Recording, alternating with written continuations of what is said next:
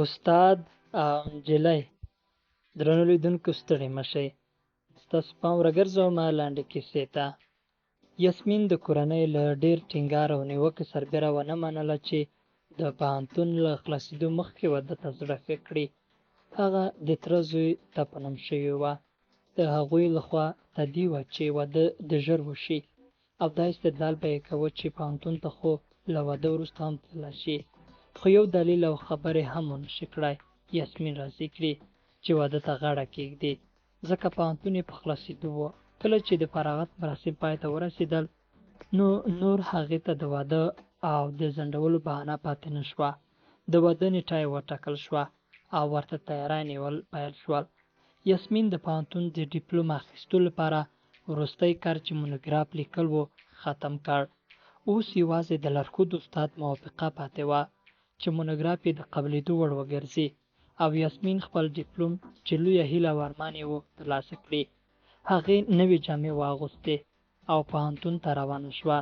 د تېرو کلونو خاطرات یو په بل پسې سترګو ته کېدل.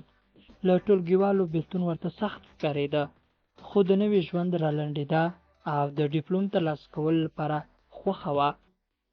پوهنتون ته له تلو وروسته خپل پوهنځي ته لاړه. هلته لکه د مخکې د نجونو خندا او شور نه وه. صنفونه خالي وو. یوازې یو نیم هغه کس چې کارونه یې لرل ګرځېدل. یاسمین د استاد د اتاق دروازه وټکوله. دننه غږ راووت: څوک یې؟ راځه. یاسمین په مخ راخواره ویښتان سم کړل او لوڅه شوې غاړه یې پټه کړه. بیا یې په ډېر ادب ورننوته. سلام. استاد چې ده ولیدله نو په شونډو یې مسکا را پیدا شوه. له چوکۍ راپاڅېد.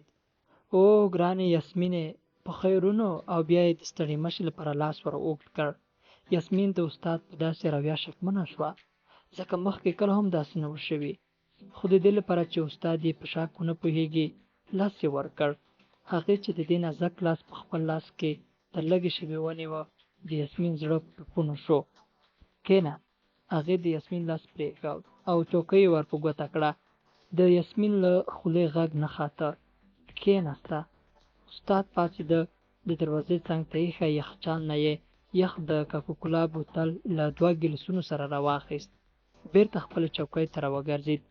شیشایي پیالې یې ډکې کړې او د یاسمین مخې ته په کتو شو. هغې سترګې ټیټې نیولې وې. درواخله. یاسمین په اترۍ ور مخ کړ. بیا یې د استاد له لاسه په مننې ګیلاس ونیوه، خو د څښلو زړه یې نه شو کړای. استاد، مونوګراف مې ستاسو د لارښوونو په نظر کې پای ته ورسوه. استاد ورته په قهقهه وخندل. آفرین، ښکلی. او دې خبرې سره د یاسمین له لاسه ګیلاس وغورځېد. کاش چې تورې اوبه تویې شوې، خو ګیلاس روغ پاتې شو. د ښکلې کلمې اورېدو ښکاروله چې استاد د څه کولو نیت لري. اوچته شوه. استاد هم ودرېد. پروا نه کړې، را دې خوښه چې زه یې وچ کړم. او له دې سره یې خپل لاس د هغې په مټه کېښود. د یاسمین وجود تر ورېږدېدو ونیوه. استاد دا ځان ته ورلانډه کړه. بیا یې د لمدو کشیانو د وچولو لپاره خپل د غاړې دستمال له چوکۍ راواخیست. یاسمین ژر له دستکول نه مونوګراف راوایست او هغه ته یې په میز کېښود او ویې غوښتل چې په بیړه کار خلاص او بېرته ستنه شي. استاد چې ځای وچ کړ نو راپاڅېد. مونوګراف ته یې معمولي وکتل او را جګ یې هم نه کړ. نن ته مې ډېر صبر کړی. مونوګراف ته تمام کړی، خو زما کار نه دی تمام.